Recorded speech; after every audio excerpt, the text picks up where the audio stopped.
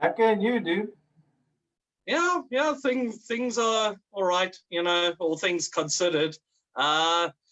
So you guys are obviously together now. I guess we can presume you guys are working on some new tunes. So yeah, tune us a little bit about this.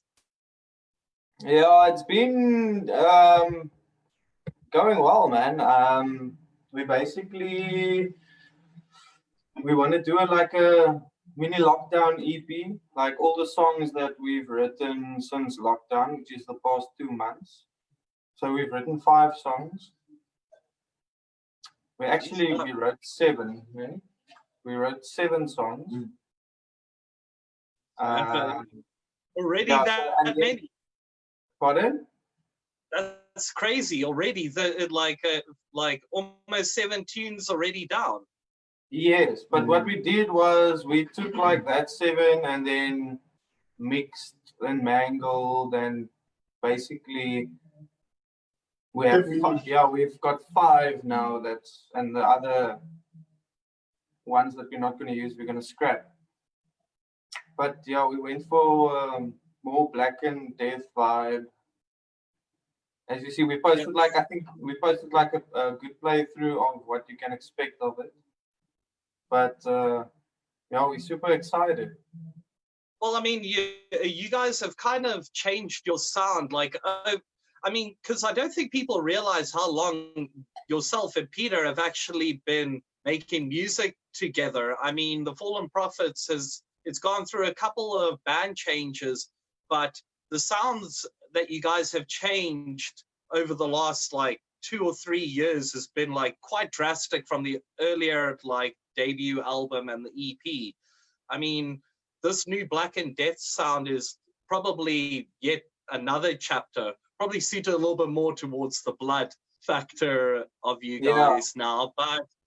But yeah, I mean, what brought about this decision to kind of change your style once again? I mean, like, obviously, like, you guys are big fans of that genre, but just, yeah, never really kind of figured you guys would go into that darker, more ethereal type round, especially with the tremolo pickings and all of that, Yeah, what I would say with regards to that is, sorry, where's my phone? Anyway, just hold on. You know this is live when things just go to absolute shit. Oh. Yeah. You see, what I would say is the first album we made, we basically just started out. It was like, your first album. There's very little bands whose first album is spot on. It's either a super group or it's just like a freaks of nature. Like take for example, Decapitated. Their first album was insane. It put them on the map. So I think, especially in South Africa, we don't have that much. Like, we don't see all the touring bands, and especially that time, we didn't see that. We didn't have. We're from a small town, dude. So, I mean, we wanted to make metal, and so I think we've grown dramatically in a sense of musicality and what we want to. I mean, the Relentless Killing Motivation album was like pop, pop, pop, pop, pop the whole time. And what we're trying to accomplish now is give a little bit more breathing space for, I don't know, vocals or any type of euphoria or atmosphere to get made. Like, not just completely overwhelm a crowd while we're playing, but give them some breathing room, I would say, and some time to be like, yo, this is very atmospheric. It's like atmosphere that's coming over the whole club, I would say. But well, you guys have always had a lot of melody hidden in the tunes, even though you were very like downed and detuned and whatnot. But I mean, I can understand from the lyrical sense with you guys, because of the fact that obviously Pieter, you have like the tense low guttural, and then Francois does add that other higher end screech. So I mean, lyrics obviously in the last album, Relentless Killing Motivation, played a lot into it, because there was a whole theme and a concept around the album with you guys. So I mean, lyrically, the route that you guys are probably going to take with this, I mean, what do you think listeners will, well, what do you think they can expect? Like, still the brutal death, kill everyone, or we're going to dip into something a little bit more almost morbid angel, ethereal like? Yeah, I would say a bit more planning, a bit more breaking up stuff and trying to see what will fit the profile of what we're trying to create, I would say.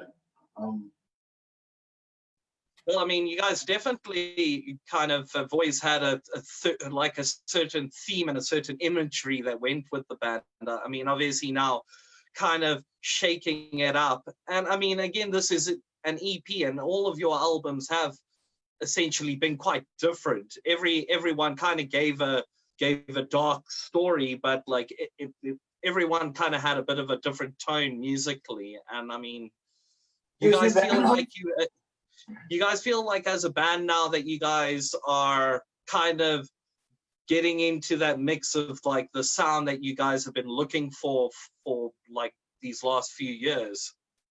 Yeah, you see, the thing is, with all the members that changed, it was hard to grab hold of a certain sound that we wanted to capture.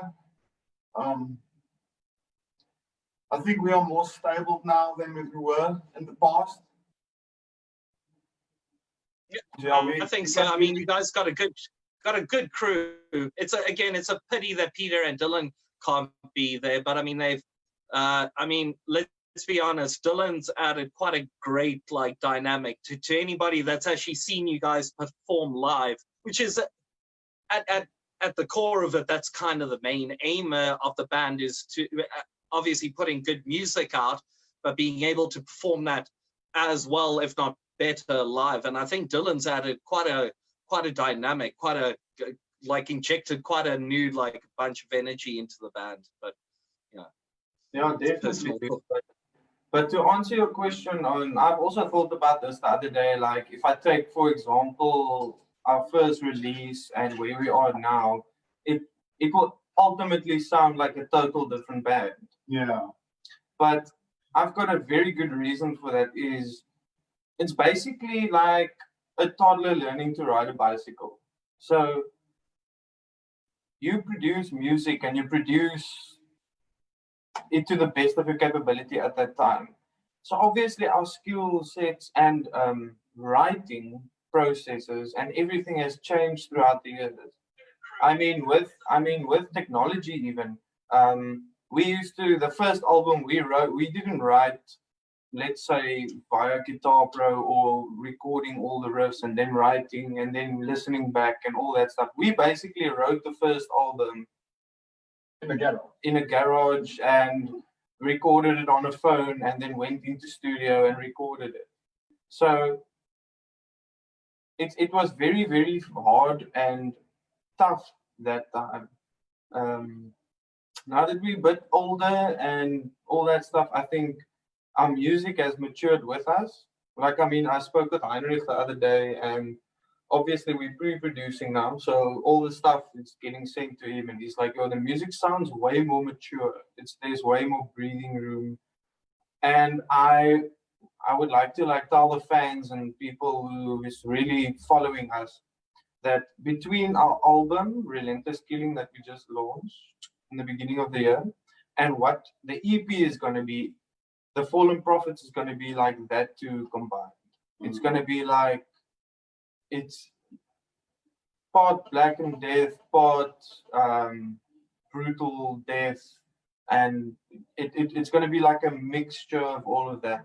It won't be like the traditional standards of each subgenre, if I can explain it like that.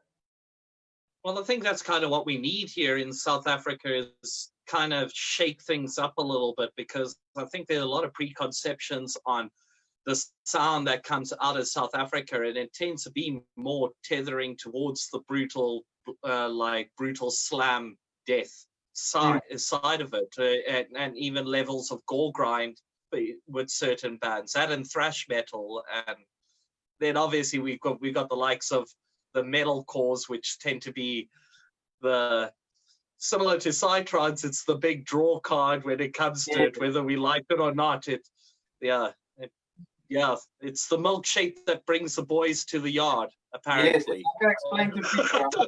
Remember, we like death metal is underground for metal, which That's you must that's a pinch of salt. It's one of those things, man. Yeah, I think people kind of forget on how like wide a variety of genres we actually have here. Even though there's probably maybe 15 bands that are on a level that can compete on an international level, there's just I think it, like, perhaps I'm wrong, but obviously things were very different back in the day when you had to go like if you wanted to record, it was all going to be analog. There wasn't really much pre-production that could go into it. I mean, now you have a way to almost refine your sound before it even goes to the engineer nowadays. Yeah. So it's a lot more. I don't know. Do you think the writing process takes a bit longer now because of this? Like the whole aspect of actually like spending so much time yourself as a producer now, as well as being band members, you got to now think, okay, wait, how are we going to actually get the guitar sounding good? How are we going to get the levels sounding right? Or before you would go to a guy like Heinrich or Burning Tone or whoever it is. I would say it's a group effort, man. It's like myself and Pieter, we will meet up and be like, okay, this is what we want to accomplish. He goes his way, I go my way. And we bring it together. And ultimately, we've got a very good relationship with Heinrich. So what we're doing is, like, for example, to get the guitar sounding right and all that, he gives his input like totally on that. And he gives his input totally on that with regards to what guitars we're going to use and all that, and the technical side of things, which gives us a little bit more room, I think, to focus on the artistry side of things, where we know, okay, we just need to nail the recordings and he will do the rest, which I think is totally fine. Gives us time to go over the process tenfold. But if I can explain it like this, it's not so much of putting out music the whole time. I literally, the funnest part for me to be in a band is literally the writing process and and seeing out everything and everyone comes together with their parts, which is like I will send songs and ideas through to Dylan and Dion, and they will give their input. But also, what I wanted to do once was like go to a house or something for a weekend and lock all the members in and be like, let's write some songs and see how that goes. But yeah, then literally lockdown happened and we were like, yeah, it would be a good idea to take this time because, I mean, he wasn't working and I was still working, but it was like I'm working from home. So as soon as I'm done with work, 5 o'clock, I just plug in and start writing. So we both did that, and literally we wrote 7 songs in 2 months, which is, I would say, some of the best work we've ever done. But that's what happens when you have time on your hands, I would say. Well, yeah, man. I mean, you guys have definitely, I think everybody's had some of this time. I mean, do you think, because I have spoken to a number of other bands and not everybody has had the creative burst that you guys have had. Have you felt like this lockdown has helped with creativity, or is kind of the cabin fever kind of made you get a little bit like crazy at times?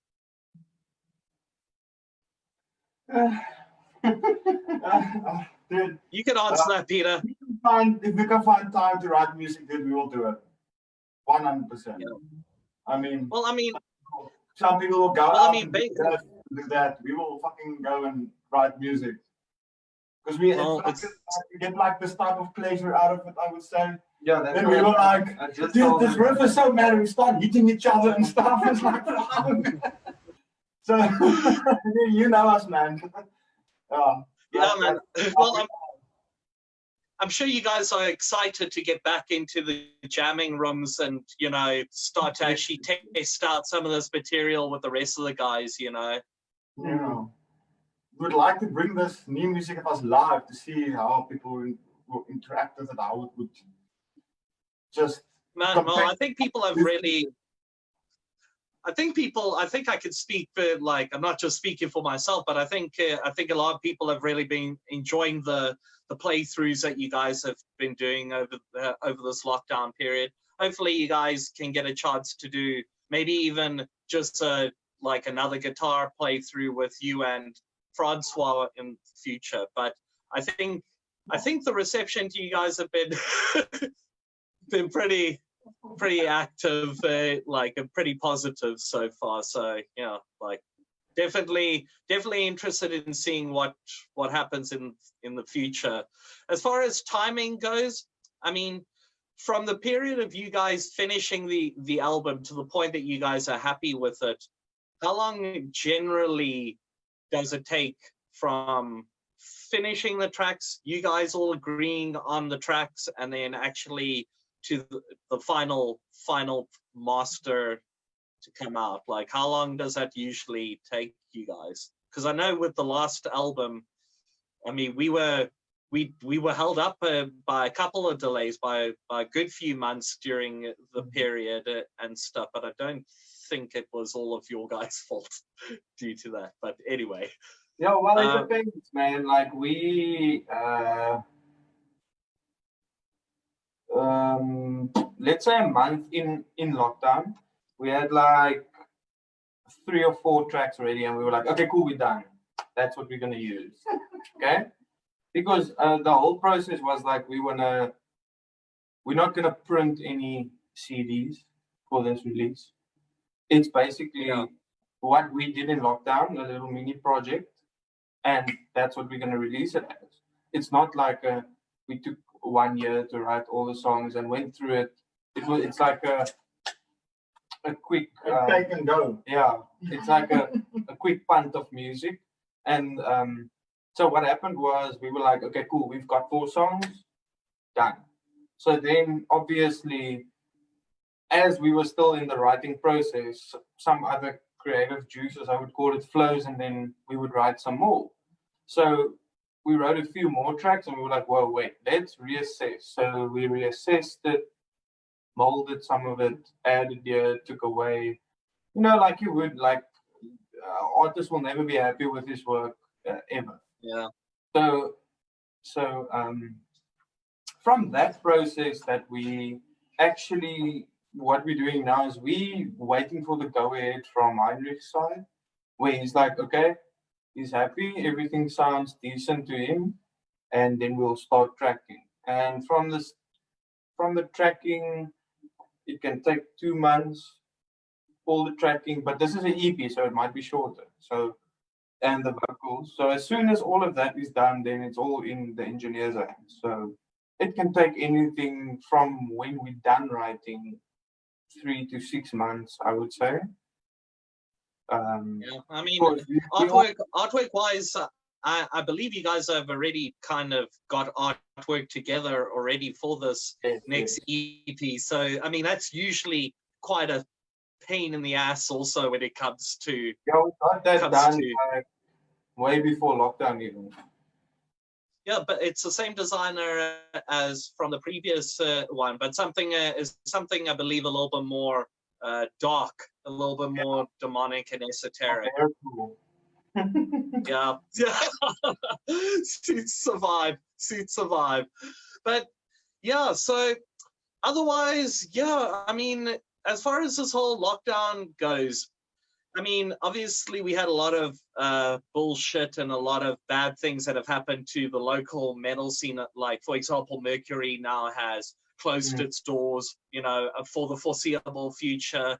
I mean, I don't want to be the negative, pessimistic guy, but like the Cape Town metal scene was already underground the way it was, even having one or two decent clubs supporting it. What do you see the future actually happening now with the local scene? Because I mean, obviously we're all looking international now, but you got to always kind of think about your hometown. I mean, as far as let's say Cape Town, I mean, what are your thoughts after this whole lockdown? Like, oh, that's a tough one, man. That's a tough one. yeah, it is. It is. I mean, let's go back to the roots, man. Let's play out in fucking parking lots and garages and stuff. No, dude, at the moment, I don't think they. No. Hopefully, someone will buy Mercury and it will pop back up like it has in the past. But you know, I don't know. I think everyone is. I don't know. I know, like it's tough, but it's hard. But it's hard because I think a lot of people forget that the local metal scene, most of the bands, when you put together a festival or a concert, it's usually a bunch of bands or themselves actually doing the event. It's not like the other types of genres where you have organizers dealing with artists who they hire to perform and so on and so forth. Yes. A lot of the time, like for your example, your guys' album launch, that was organized by you guys. It's like so it's a hectic dynamic nowadays with bands, I'm sure, like because you're almost having to be the organizer, the booker, the promoter, and the talent. You have to invest in yourself, I would say. That's the thing. I mean, dude, I don't want to be that guy saying the brutal truth, but really, in South Africa, dude, no one gives a fuck about us here, dude. Like, it's true. It's true. I mean, that's why we're doing what we're doing with MMD Black. Yeah, it's the chance that you will see an African band on Metal Hammer or whatever. It's pretty slim, dude. Like, yeah, I don't even know nowadays know that there's metal here. Most of them don't. I mean, and if they do, they tend to like only know really, the big band Vulvodynia. And I mean, we all love them. They're killer oaks. They're like the coolest oaks. And I love the fact of how cool ambassadors they are for South African metal. But I think this is exactly the issue. I mean, you guys literally we're at the ass end of Africa, and I think people need to kind of come to terms with the fact that there's a hell of a lot of talent that's out here, and it's not necessarily just one or two genres. There's a whole bunch of genres, and with the ability of all of the band members, there's usually one band member that is super technical when it comes to production and sound, and you can hear it in the releases that have come out recently, even on MMD Black. All the releases have been almost to an international level on production. It's because bands I think you guys are having to be a lot more proactive now in the process. It's not just a matter of, here we got to go write a bunch of shit in a jam room, and then we got to go into a studio and lay it out all onto tape. That doesn't exist anymore, and if it does, it costs a hell of a lot of money. So it's definitely something that I've kind of had to learn, like in the process now, dealing now with yourselves and other bands compared to producers, on how much more influenced you have to be as a band member. You got to do so much more. Like I said, it's like your promoters, your booking agents, you're having to market yourself. It's a hectic process, man. I'm hoping that things are going to flip after this lockdown, and a couple of the killer brands like Metal for Africa, for example, they'll come back. Obviously, Ramfest have already dipped their toes back into it, and they had a good response with Black Dahlia. And I mean, we get it. Like, I'm hopeful that people are going to be itching to get out once the lockdown drops down to a level that'll actually be, you know, we could have a normal club size again of 100 to 200 people, you know, because I think we're quite a long way off from the festivals being open. I don't know if we're going to see 2,000 or 3,000 people at an outdoor gathering anytime soon, and that's just a gut feel. But then again, they've opened up churches, so what the fuck do I know anymore? You know, nothing makes sense with this country anymore. No, I mean, the lockdown regulations are so like hoogity gaggity doo gaga. It's like it doesn't make sense. People don't understand overseas on how intense it is. The cigarette and alcohol regulations that we had here, I would talk to guys from all over the world and they were in shock. I mean, we've gone down to stage 3 and we still are not at a point where they're selling cigarettes. So it's like, I think going into a conversation that one of us will get locked up in prison for saying something. So let's end it there. Oh yeah, man. I mean, I've literally stopped smoking cigarettes. So like, it's been a crazy thing. I mean, God damn it. I wish I could like scream like you are, because I would definitely be venting right now. Like, I want to fucking yell into a pillow. Like, I'm so mad. But again, money for a packet of cheap cigarettes, even. It's not even a packet of decent ciggies.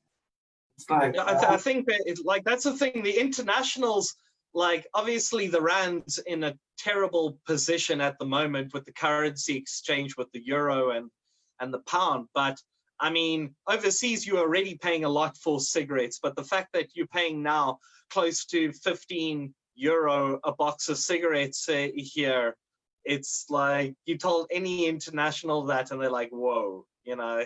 So I don't know, it's a weird time. It's definitely a weird time to be alive. I mean, we'll look back at this years from now and we'll probably be like, you know, told the young upcoming generation, oh, you should have been around in 2020.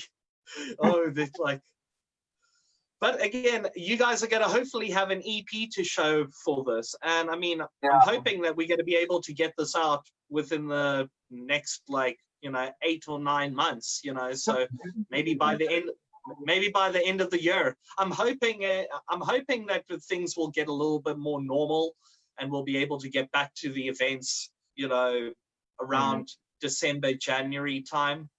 I would love for the next Summer Fest to be able to happen. You know, it's always a good time in the year, as well as being a good tourist time of the year. You know, it's hard to tell, man. I mean, we're in a weird time right now. It's like, you guys don't even have the full band there. You've only got 2 of you because of the social distancing. This is where we're at now. Already breaking the law.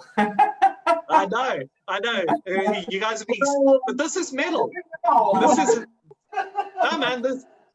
This is metal. This is how. That's like, usually you'd have to go like piss on a church or something like that. Now you just basically are on camera without a mask, about 20, you know, about half a meter away from each other, so it's okay.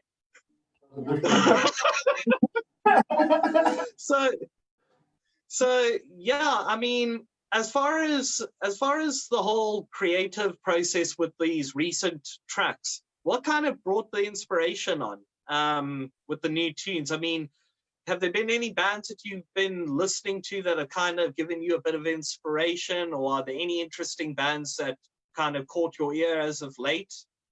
Yeah, I would say Cattle. The new album's killer. The new Cattle the Cap album, I was like, yo, it's got so much, you can hear that it's like a maturity, there's a maturity aspect to the music where it's not just bah, bah, bah, bah, bah, bah, bah, bah, bah. It's like, it's a certain flow, and it's hard to, I think, grasp that flow. We tried our best to not copy them at all. Like, I think if you hear the EP, it doesn't sound like the Cattle Decapitation album at all. It's just, that is where we took the idea from I would say breathing. Because you see, the thing with death metal is there's no limits to it. You can actually You can do whatever you what want. the fuck you want, how you want to do it. And I mean, that's fantastic. I mean, that's not limiting you to a certain genre. You see what you have more space. I mean, to man, breathe. there's so many genres now also. Yeah. I mean, man, just within death metal, there's so many different genres that exist just within death metal now. I mean, to the average listener, they would just think of it as like a wall of noise. But it's like to the trained ear, you know, like you'll know, you'll be able to pick up a melodic death, brutal death, tech death. You know, like it's actually. Like lately, I've been listening to quite a bit of tech death. It's quite surprising on how much tech death comes out of Canada. It's actually quite a surprising thing. But yeah, it's like it's definitely we don't have all the genres covered here in South Africa. Definitely don't have all the types of metal genres covered. But I definitely think we've got enough to constitute having a proper metal festival, I think, one day. Yeah. I definitely. I mean, we've seen it like rough trials, I will call them, from like the legends of like Witch Doctor. They managed to pull off some cool ideas. It was a pity they couldn't move forward with it, but with what Metal for Africa has done and what Spawn Fest has done up in Joburg, you know, it's definitely, I think there's a lot of possibility. I mean, obviously now we've built that relationship now with Jackhammer Music, and we have the guys at Demonic Records in France that want to get involved, and there are a lot of bands from overseas that would love to come down and be a part of a type of global type of festival vibe. I mean, I just don't know, from your guys' perspective as bands that are having to do your own events already, the idea of a big metal festival with metal being so underground already in South Africa. I mean, do you think a place like Cape Town could justify having something like that happen here, or would it have to be strictly up in Joburg? I mean, man, to be honest with you, when you go to a local gig, you only see a certain amount of people, right? The same people. But funny enough, when I go watch Iron Maiden and all these international bands, there's so many people. Like, I mean, what happened? Where's the gap between a local metal band playing and this international band that gets all this metal heads that you don't even have seen in your life before? I mean, what happened? Something happened for that to be. You understand where I'm going to? I think there's a lot of metalheads. There's a lot of metalheads in South Africa, but yeah, something is not uniting us the way it should be. And that's the reason why things are where they are. I mean, I've definitely noticed that over the last 3 years, that you see familiar faces at almost all the concerts. You'll go and you'll always see that solid group of peeps that are at almost every concert, and it's only certain genres that will pull out a different unknown crowd. But like you guys say, when it comes to the big bands, you could have literally 3 or 4 of the best South African metal bands performing before the likes of a Metallica, and 90% of the people that are at that concert will be there strictly for Metallica. Now, do you think that's probably because of local promoters and radio station not really supporting the genre as much as other genres, you know, to the point that we're almost a blip in the music industry? Metal is not getting the recognition it should, man. I mean, sorry for my words, but this cup they're playing on the radio, man. Seriously? Do I have to go and make my name hot live funny to make money or be successful as a musician? I mean, come on, dude, that's not fair. We work our No. asses off. We really sit and do effort. We put a lot of effort in this, and it's just get blown over. I mean, I mean, other thing, the only band that feels that way. There's dudes Oh, there. no. There's amazing bands in South Africa. Dude, amazing bands. I've seen a lot of international bands in my life, and dude, there's seriously some local bands here that will kick their asses live, dude. To be honest. And what happens? Nothing. I mean, I've definitely noticed with what the guys from Monolith did recently for their album, where they brought in a PR agent to help out. I feel like nowadays that's kind of where the local metal scene probably is really needing. It's more connections abroad, because I mean, most of the responses that we've got from Relentless, Killing Motivation, and Monolith, the Lord Conspirator, and the Hulver Ancestral Communication, most of those reviews all came from international blogs or publications, which, I mean, obviously, you guys know this firsthand. Traveling is not cheap. That's probably the main reason. It's the main thing when it comes to even the psytrance scene or any form of other international, well, any other music genre.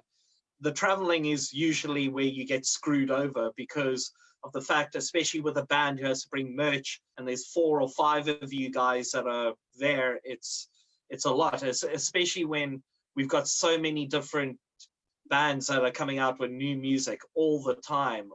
But again, I don't know. I feel like South Africa has its uniqueness, and I think it's hard to believe that almost a year ago you guys kind of came to me at a concert and you were like, you need to get involved with the metal scene a little bit more. You need to put your knowledge of what you've learned into something good. And it's just crazy to think in that time on how much broader the metal scene actually is. I mean, like the demand for you guys in places like Japan, like it's crazy the orders that we ended up getting in based upon the last album, and Yeah. it just lets me know that the more connections that you guys have, the more people that we can actually like communicate with from abroad, the smaller the world gets, and the more people actually start to take notice. Because again, I think people forget that you guys were the first unofficial band to join the label. I mean, we didn't really, MMD Black was just an idea. It was just something, and you guys were literally like, put out the previous releases that we've done, and we got a new release coming out by the end of the year. Let's get something going. And I mean, like, thanks to you guys, we've been able to, I really do believe we've been able to expose a lot of local talent to an international community that didn't know that. And I think people forget when you're in a band that, like, you obviously want to be the successful band out of the group, but there's the metal scene here is almost like a family. All the band members generally know each other, or went to school, or have performed in bands with each other, or alongside each other at local concerts. And it's like, I think through what you guys have done, and then by bringing on the guys like Thread of Omen, and then even the likes of Abaddon and those guys later, we've been able to show the international community that there is a lot of good musical promise here in Africa. I think it's a hard thing, because obviously you guys as bands are just trying to put out the best music that you can. But it's like, I think now with the whole idea of everybody being kind of under like a banner, it's almost like a family where everybody's kind of pushing each other, and people are able to start to spot the quality bands through a lot of other like talent. You know, they're like, oh, okay, let's check Fallen Prophets. Oh, they Thread of Omen on on this label also. Oh, there's another band, Hulver. Oh, who these guys from PE, Monolith, and they able to get exposed to a lot of heavy music, all killer, but all different. You know, every one of you guys is different. It's like, it's a weird thing, but I'm loving it, man. I mean, you guys have really opened up my eyes to a lot of cool stuff with this local metal scene. I just hope we can all bounce back after this, because, you know, obviously the main thing will be getting those international agents looking, you know, because that'll be the thing that we want. It's like, you guys had a killer showing when you performed up at Rockstadt. What was it? Was it 2 years ago? Was it 2 years ago? 3 years? Yeah, God, time flies.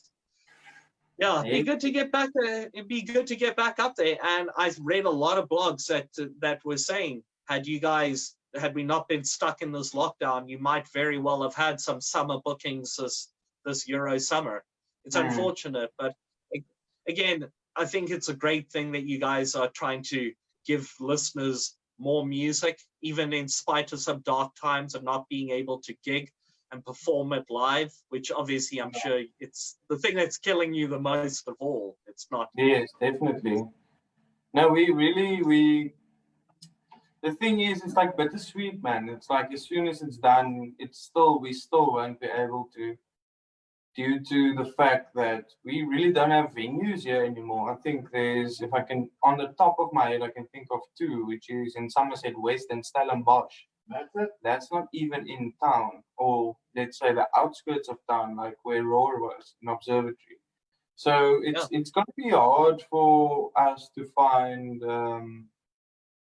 decent places to play in again. So yeah, I don't know what's gonna. I'm really just as in the dark as everyone else with regards to that. So we'll wait and see. I mean, I'm hoping one or two organizers maybe get excited and maybe try take a page out of Ram's page, like book, and actually do a little bit more outdoor festivals, because I definitely think that we have the venues to facilitate a solid 12-hour metal alternative rock type, you know. I think Ramfest proved that there is a market for it. So, you know, like, so we'll wait and see what actually ends up happening. But yeah, so as far as the future goes for Fallen Prophets, you guys obviously, as we start to open up the borders again and shipping starts to become available, you guys obviously have a lot of merchandise, a lot of CDs that you still want to get off that we haven't been able to send off. So, I mean, obviously it's like, anybody that's actually listening here, go check out their Bandcamp. They have a lot of merch that's going to be coming available. But we've actually now secured a online site that's going to be manufacturing a whole bunch of MMD black gear, including Fallen Prophets gear. So a lot of the listeners that are overseas and a lot of the fans of the band that can't actually necessarily get the merchandise here in South Africa, you guys will probably be able to get your hands on some new merchandise in the next hopefully 2 to 3 weeks. So yeah, I mean, we're quite excited about all of that. I think it's been the hardest thing here has been kind of bringing in an element of professionalism in a very underground genre, a very do-it-yourself genre, because all the metal bands that I've come across all basically were doing their own releases independently. Nobody was really actively trying to release you guys like yourself, for example, or any of the band label. It's a weird thing. I really feel that, like, obviously now, like, speaking as a label owner, we obviously are trying to broaden the network a little bit to kind of give the local bands a little bit of that international reach that you guys haven't really been able to have. But I mean, the one thing I do like about the local metal scene, like I said, it is a family. you guys all tend to promote and push each other when it comes to the local like scene. Have you and I know behind the scenes we've all spoken about this, about possibly doing like a Roadrunner United type vibe where we can get all the band members together to start writing as a unit for like a big compilation.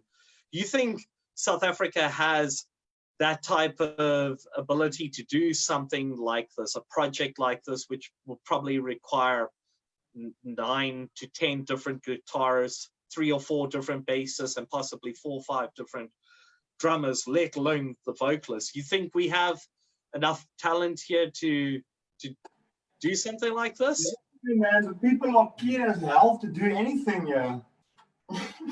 Well, I mean, you guys are involved in another band, technically kind of a tribute band called Bloodbath, and obviously you guys have done Suffocation covers and other types of covers and stuff. Also, are there a number of other bands here in South Africa that you guys would like to work with, as far as, you know, your musical taste, and then somebody that could complement someone like Pieter on the guttural?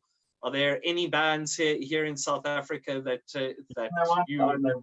Yeah, definitely. I would say Bullet Script, definitely. Yeah, and the Thread guys as well. We'll be hella keen to work with them.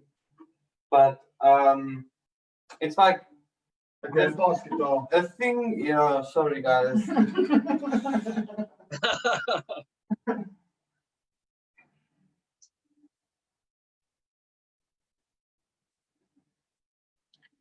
The thing is, we when everything goes back to normal and we all start working again, there is I think maybe 2% of all metal artists that actually do music as a job. So I think that's where it comes in. All of us, we do this for the love, man. It's like there's no capital gain. It's like the only thing we want to do is break even. That's it. Yeah, if we can break even, then that's good. Yeah, then it's job well done.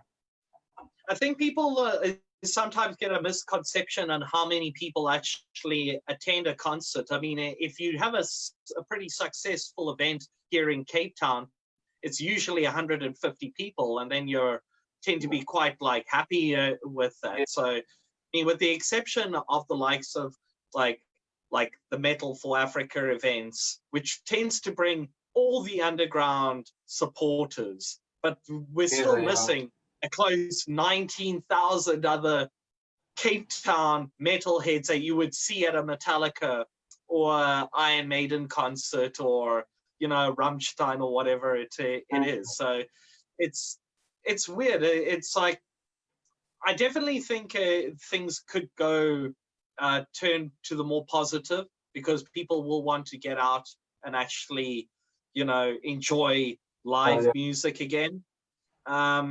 It's obvious.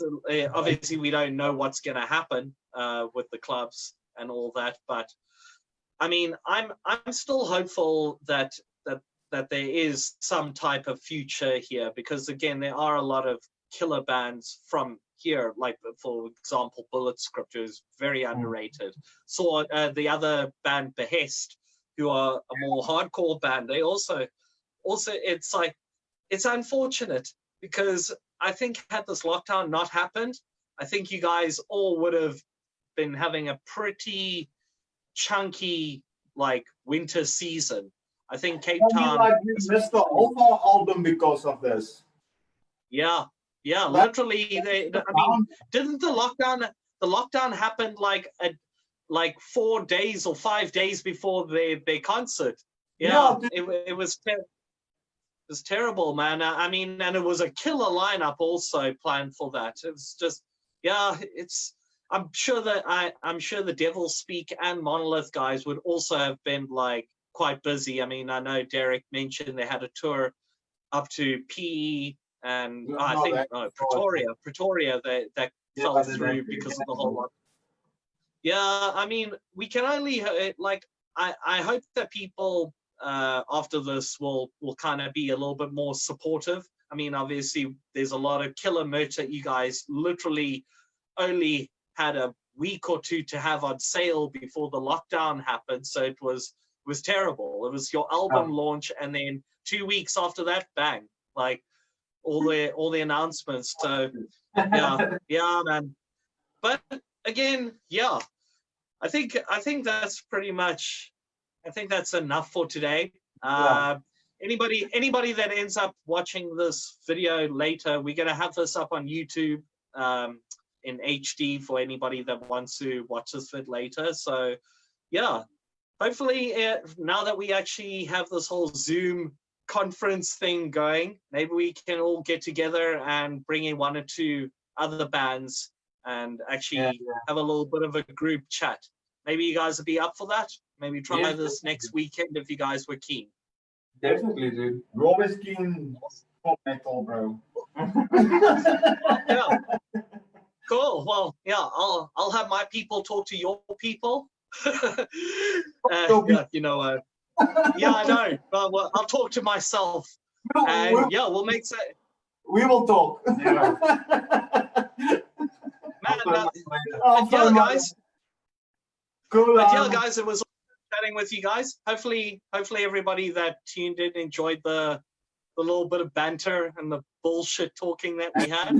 And yeah, I'm looking forward to the new tunes, and I'm sure we're going to hear a lot more samples coming up in the next few weeks to come. So yeah, shots so much, Francois, for instigating this. Pieter, awesome. shot for coming through, man. And yeah, hopefully we can all hang out and have a good chat and a laugh in person after this bullshit quarantine's over. Cool, guys. Man. Well, yeah. Thanks, very much, guys. Thanks for tuning in, guys. Have a good evening. Cool, man. You guys too. And end. And